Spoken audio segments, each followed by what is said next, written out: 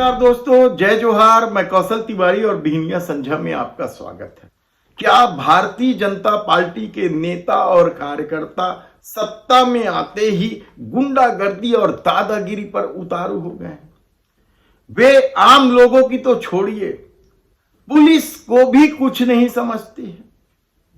यह सवाल इसलिए बड़ा हो गया है क्योंकि पिछले दिनों पलारी थाना में जो कुछ हुआ वह चिंता का विषय होना चाहिए सत्ता के लिए, क्योंकि पलारी में थाना के सामने दारू पीकर ऊंची आवाज में अश्लील गाने बजाते हुए भाजपा के नेताओं को जब पुलिस ने रोका तो भाजपा नेताओं ने न केवल उनके साथ मारपीट की बल्कि थाने में भी जमकर हंगामा मचाया। यही नहीं, वहां के थाना प्रभारी और 2 आरक्षकों को निलंबित भी करवा दिया। यानी समझिए कि किस तरीके से भारतीय जनता पार्टी के नेता सत्ता आते ही मदहोश हो गए हैं। दारू को लेकर तो कई तरह के सवाल हैं और शराब पीकर नाटक करने की यह पहली घटना नहीं है। इससे पहले याद कीजिए, आप एकमात्र महिला मंत्री महिला एवं बाल विकास विभाग संभाल रही हैं।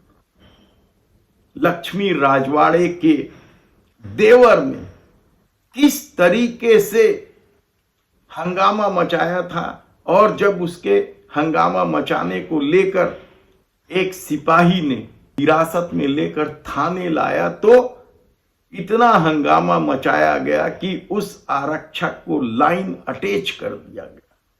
यानी चोरी और सीना जोरी का जो खेल चल रहा है उसकी वजह से भी कानून व्यवस्था की स्थिति बिगड़ते चली जा रही है। और इसका सबसे बड़ा उदाहरण यदि कोई है तो वह लोहारीडीह की घटना है, जो गृह मंत्री विजय शर्मा के विधानसभा क्षेत्र में आता। लोहारीडीह में भी तो यही हुआ था। भारतीय जनता पार्टी के एक नेता की दबंगई रघुनाथ साहू से ग्रामीण इतने त्रस्त थे कि समूचा गांव रघुनाथ साहू को मारने में जुट गया। और उसके बाद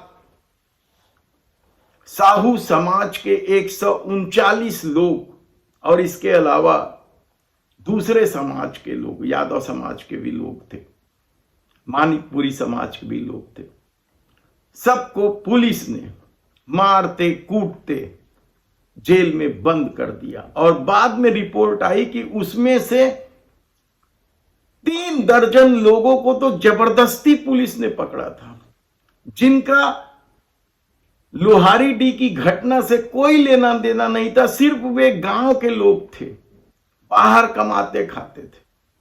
घटना के दौरान वे गांव में मौजूद भी नहीं थे। उनकी तक पुलिस ने गिरफ्तारी कर दी थी क्योंकि रघुनाथ साहू भारतीय जनता पार्टी का नेता था। पलारी में भी क्या हुआ? पलारी नगर पंचायत के अध्यक्ष यशवर्धन वर्मा और उनके कुछ साथी थाना के सामने शराब पीते हुए हंगामा कर रहे थे। पुलिस ने रोका, समझाइश दी, नहीं माने। उल्टे 2 पुलिस वालों की पिटाई का भी आरोप उन पर लगा, लेकिन थाना आकर उन्होंने उल्टा आरोप लगा दिया कि वे आरक्षक उनके साथ मारपीट कर रहे थे। यानी आप थाना के सामने खुलेआम दारू पियो, अश्लील गाना गाओ, हो हल्ला करो और पुलिस ना रोके। इसलिए क्या भारतीय जनता पार्टी को सत्ता में बिठाई है लोगों ने? यह सवाल आप खुद सोचिए।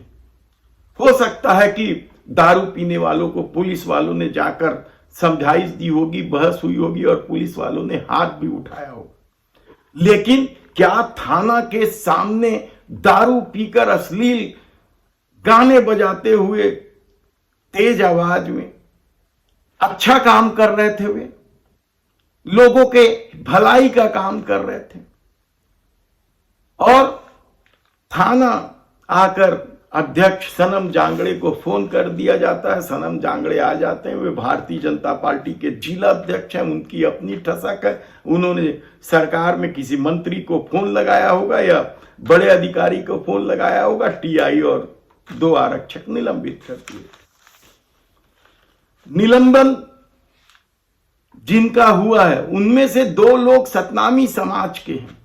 हम समाज का जिक्र इसलिए कर रहे हैं कि यह बलौदाबाजार जिले का क्षेत्र है और सतनामी समाज को लेकर किस तरीके से बवाल मचा हुआ है बलौदाबाजार में। लोग भूले नहीं है कि एसपी कार्यालय तक फूंक दिया गया था और कितने ही सतनामी समाज के लोग जेल की सलाखों में हैं।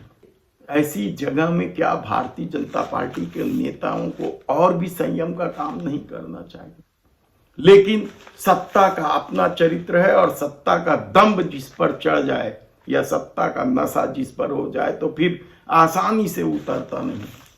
और यही सब कुछ, चाहे वो लक्ष्मी राजवाड़े के देवर का मामला हो या रघुराज साहू का मामला हो या फिर अब नगर पंचायत अध्यक्ष यशवर्धन वर्मा का मामला हो, सत्ता पूरी तरीके से अपने नेताओं के साथ है, चाहे वे कितने भी गलत क्यों ना हो।